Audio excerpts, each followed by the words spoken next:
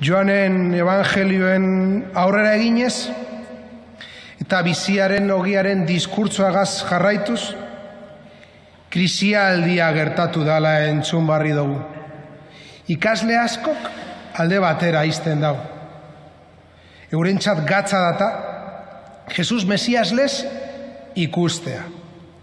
Asko zerrazagoa da, abakarrik gizon lez ikustea. Jangoikoaren gan sinisteko ezinbestekoa da, horregatik, espirituaren esku hartzea eta ez da nahikoa Kristo bakarrik gizon lez ikustea. Horregatik dino, inori zindala bera gana joan, aitak horretarako bide moten ez badeutzo. Orduan, zer gertatzen da sinisten ez dauanagaz. Gaurkotasunez betetako galdera da. Ustez fedia iban askok kontrakoa erakusten daueta. Askotan, gure fedien krisia bizia eta jainkoa bertan bera izteko tentazioa izaten dugu. Hain zuzen be, jangoikoari buruzko ikuspunto okerra dugulako. Jainkoa bizitzako maitasuna da, eta ondoan dugu. Baina sarritan, zerbitzaritzat hartzen dugu. Jainkoa eta beraren gana zerbait eskatzera joten dugu. Eta gustokoa jaso ezik, aserratu eta alde egiten dugu. Hori ez da, kristauak ez besteak ez jainkoagaz izan behar dauan hartu emona. Jangoikoa aita ona da. Gure bide lagun izaten saiatzen da.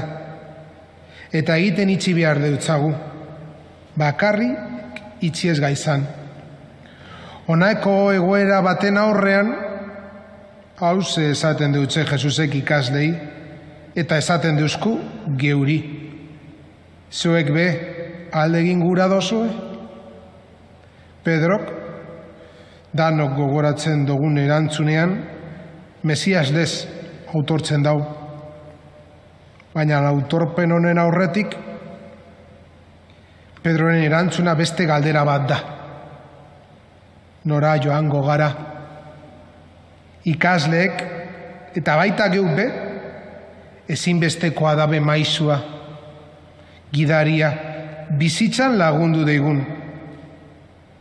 Kristau bizitzan ezinbestekoa da, otoitza. Bereizten eta Kristo gazpat egiten lagutzen deuskulako. Kristau bizitzan egin behar duguzan aukeretan sakonduz. Jesus da geure maizua. Eta honen atzetik jarraitu behar dugu.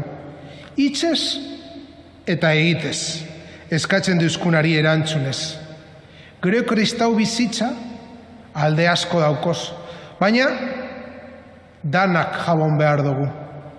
Otoitza, laguntza, evangelizatzie, guztioi tokatzen jaku, dana sakontzea. Bakotsak sakonduko dau bat gehiago, edo bi, danok sakontzea iaia ezinezkoa da. Baina guztioi tokaten jaku, geure eskuetan dagoana aurrera eroan. Eta izango dira krisaldiak gure kristau bizitzan, Hori ez dot inoiz esango, etorriko dira. Behin baino gehiagotan, ez dugu jakingo nora jo, baina Pedroren erantzunean aritik aurkitu ahal izango dugu bidea.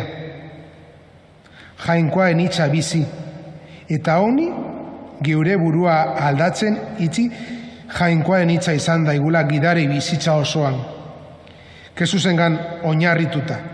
Barrion izan gaitezen munduan, izan be, naiz eta batzutan ilunpetan ibili, jaunak beti egingo diuzku argi, eta gidatu eta lagundu egingo gaitzu.